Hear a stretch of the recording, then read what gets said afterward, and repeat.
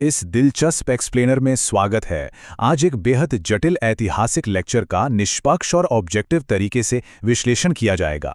हमारा मकसद किसी विचारधारा का समर्थन करना बिल्कुल नहीं है, बल्कि हम सिर्फ ये देखेंगे कि एक खास सोर्स के नैरेटिव के अनुसार इजराइल फिलिस्तीन विवाद की ऐतिहासिक जड़ें क्या हैं और उनकी पूरी कहानी कैसे बुनी गई है। तो चलिए, बिना किसी देरी के सीधे इस सोर्स के दावों पर नजर डालते हैं।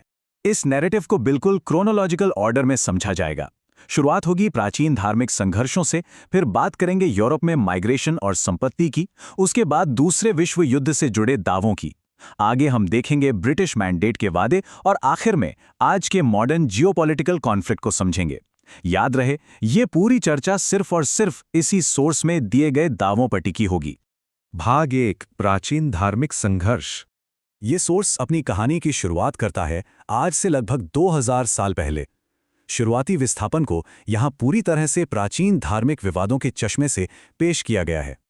स्पीकर के मुताबिक इस पूरे ऐतिहासिक घटनाक्रम की शुरुआत तब हुई जब ईसा मसीह को सूली पर चढ़ाए जाने का दोष यहूदी समुदाय पर मढ़ दिया गया। दावा यह है कि इसके बाद ईसाइयों के शासन में उन्हें अपने मूल स्थान से निकाल दिया गया और अगले 600 सालों तक उनके घुसने पर सख्त पाबंदी लगा दी गई। जरा सोचिए, 600 साल का निर्वासन, फिर इस्लामिक शासन का दौर आया तो उन्हें वापस लौटने की थोड़ी मोहलत मिली। लेकिन सोर्स कहता है कि ये राहत बहुत ही छोटी थी।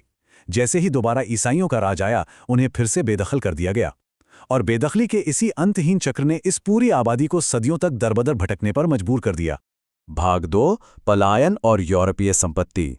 मध्यकाल आते आते स्थिति कैसे बदली, ये देखना वाकई दिलचस्प है। सोर्स बताता है कि किस तरह ये बिखरी हुई आबादियां धीरे धीरे अपनी जान बचाते हुए यूरोप के अलग अलग हिस्सों में जाकर बसने लगीं। रूस, Ukraine, Italy, France, Spain, Germany और पोलैंड, इन सभी जगहों पर शरण लेने की बात कही गई है। लेकिन यहाँ एक कैच है। लेक्चर का दावा है कि अलग अलग जगहों पर बसने के बावजूद इनका संघर्ष खत्म नहीं हुआ। उन्हें हर जगह लगातार प्रताड़ना झेलनी पड़ी, क्योंकि पुरानी धार्मिक दुश्मनी ने उनका पीछा नहीं छोड़ा था। स्थानीय लोगों के साथ हमेशा एक तनाव बना रहा और नतीजा ये हुआ कि जहां जहां उन्होंने नई जिंदगी शुरू करने की कोशिश की, अंततः उन सभी जगहों से उन्हें बाहर निकाल दिया गया। अब धार्मिक तनाव से हटकर एक बहुत ही अहम आर्थिक तर्क भी सामने आता है। वक्ता एक जबरदस्त तुलना करते हैं। देखिए, ईसाइयों और मुसलमानों के धार्मिक नियमों में सूद यानी ब्याज पर पैसा कमाना सख्त मना था। इसे पूरी तरह अनैतिक माना जाता था। लेकिन दूसरी तरफ यहूदी समुदाय के धार्मिक नियमों में ब्याज पर पैसा देने या मुनाफा कमाने की कोई मनाही नहीं थी। सोर्स का ये तर्क है कि इसी बुनियादी अंतर ने उस वक्त की अर्थव्यवस्था को पूरी तरह पलट कर रख दिया। चूंकि बाकी दोनों बड़े समुदाय ये काम नहीं कर सकते थे, इसलिए बैंकिंग और पैसा उधार देने का पूरा एकाधिकार यहूदी समुदाय के हाथों में आ गया। लेक्चर के मुताबिक इसी वजह से जर्मनी और बाकी यूरोप में रह रहे इस समुदाय ने बेशुमार दौलत कमाई और आगे चलकर इसी भारी आर्थिक असमानता ने समाज में एक भयंकर असंतोष को जन्म दिया। भाग 3, द्वितीय विश्व युद्ध से जुड़े दावे। अब ये नैरेटिव इतिहास के एक बेहद संवेदनशील और कंट्रोवर्शियल दौर में प्रवेश करता है। यहाँ ये याद रखना बहुत ज़रूरी है कि हम सिर्फ सोर्स के दावों को बिना किसी काटछांट के ऑब्जेक्टिवली रिपोर्ट कर रहे हैं। सोर्स स्पष्ट रूप से दावा करता है कि हिटलर के शासनकाल में जर्मनी में केवल 2 से 3 लाख लोगों की ही हत्या की गई थी। जी हाँ, स्पीकर 60 लाख मारे जाने के सर्वमान्य ऐतिहासिक आंकड़े को सिरे से नकार देते हैं। उनका तर्क है कि युद्ध जीतने वाले देशों ने अपनी जीत को महान बताने और हारने वालों को दानव साबित करने के लिए प्रोपेगेंडा का सहारा लिया और इन आंकड़ों को बहुत ज्यादा बढ़ा चढ़ाकर पेश किया। ये दावा भले ही स्थापित ऐतिहासिक तथ्यों को सीधे चुनौती देता है, लेकिन इस लेक्चर का एक बहुत ही मुख्य तर्क है। इसी दावे को और आगे बढ़ाते हुए सोर्स शिक्षा व्यवस्था और ग्लोबल प्रोपेगेंडा का भी जिक्र करता है। दावा यह है कि ब्रिटिश साम्राज्य ने जानबूझकर इतिहास की किताबों में हेरफेर करके हिटलर को एक खूंखार खलनायक बना दिया। वक्ता का मुख्य तर्क यह है कि हिटलर दरअसल ब्रिटेन की महारानी और उनके साम्राज्यवादी एजेंडे के खिलाफ लड़ रहा था, इसलिए अंग्रेजों के लिए उसे कूटनीतिक रूप से बदनाम करना बेहद जरूरी था। अपनी बात में वजन डालने के लिए स्पीकर भारत के जलियांवाला बाग हत्याकांड का बड़ा ही सशक्त उदाहरण देते हैं। उनका कहना है कि जो ब्रिटिश साम्राज्य निहत्थे लोगों पर गोलियां चलवा सकता था, उसी ने हिटलर को बदनाम करने का ये पूरा नैरेटिव गढ़ा ताकि दुनिया का ध्यान उनके अपने अत्याचारों से हट जाए। भाग 4, ब्रिटिश मैंडेट के वादे। युद्ध के बाद की दुनिया में स्पीकर की कहानी ब्रिटिश साम्राज्य की उन जियोपॉलिटिकल रणनीतियों की तरफ मुड़ती है जो मिडल ईस्ट में रची जा रही थी। सोर्स के दावे के मुताबिक ब्रिटेन ने कितनी चालाकी से काम लिया, ये वाकई हैरान करने वाला है। स्पीकर कहते हैं कि दूसरा विश्व युद्ध जीतने की हताशा में ब्रिटेन ने एक बहुत बड़ा कूटनीतिक धोखा दिया। उन्होंने एक ही फिलिस्तीनी जमीन को एक साथ 3 अलग-अलग गुटों को सौंपने का झूठा वादा कर डाला। ब्रिटेन को युद्ध का खर्च उठाने के लिए भारी आर्थिक मदद चाहिए थी, जिसके बदले उन्होंने यहूदी आबादी से जमीन का वादा किया। उसी वक्त मिडल ईस्ट में अपना दबदबा और सैन्य समर्थन बनाए रखने के लिए अरब नेताओं को भी वही जमीन देने का भरोसा दिला दिया। और तो और युद्ध में मदद के बदले फ्रांस को भी इस क्षेत्र में हिस्सेदारी का लालच दे दिया गया। सोर्स इसे आधुनिक मिडल ईस्ट के सबसे बड़े विश्वासघात और अस्थिरता की असली वजह मानता है। भाग 5 आधुनिक भू राजनीतिक संघर्ष। अंततः ये ऐतिहासिक विश्लेषण इन तमाम दावों को मिडिल ईस्ट के मौजूदा विवादों से जोड़ देता है।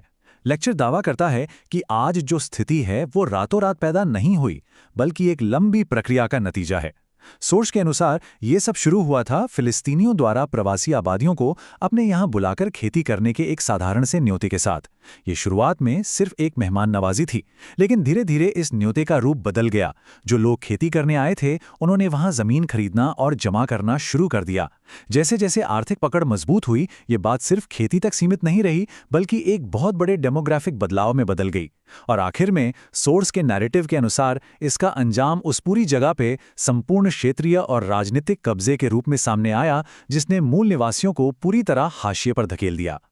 जब इस जमीन पर ऐतिहासिक दावे की बात आती है तो स्पीकर तोरा जैसे 2000 साल पुराने धार्मिक ग्रंथों के आधार पर किए जाने वाले किसी भी दावे को पूरी तरह खारिज कर देते हैं।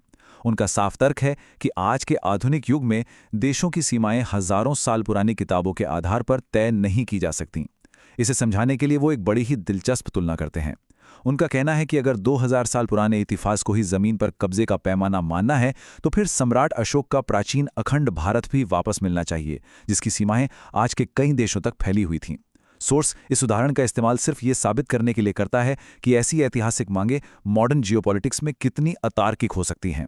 अपने इस पूरे ऐतिहासिक विश्लेषण को समेटते हुए सोर्स एक बहुत ही अहम निष्कर्ष पर पहुंचता है। वो ये है कि मौजूदा संघर्ष को सिर्फ जमीन, पानी या सत्ता का आम विवाद समझना एक बहुत बड़ी भूल होगी। ये कोई साधारण बॉर्डर डिस्प्यूट नहीं है, क्योंकि उस एक ही छोटे से भौगोलिक क्षेत्र में दुनिया के 3 सबसे प्रमुख धर्मों के सबसे पवित्र स्थल एक साथ मौजूद हैं। स्पीकर के नजरिए से राजनीतिक बयानबाजी के आवरण के नीचे ये वास्तव में एक कट्टर और गहराई तक जड़ें जमा चुका धार्मिक युद्ध है। एक ऐसा युद्ध जो सदियों पुरानी धार्मिक मान्यताओं पर टिका है, और शायद यही वजह है कि ये आज तक बिना किसी ठोस समाधान के लगातार जारी है। और यही हमें एक अंतिम सोचने पर मजबूर कर देने वाले सवाल पर लाकर खड़ा कर देता है। जब प्राचीन इतिहास और आपस में टकराने वाले नैरेटिव आमने सामने आ जाएं, तो आधुनिक दुनिया को राष्ट्रों की सीमाओं का निर्धारण कैसे करना चाहिए?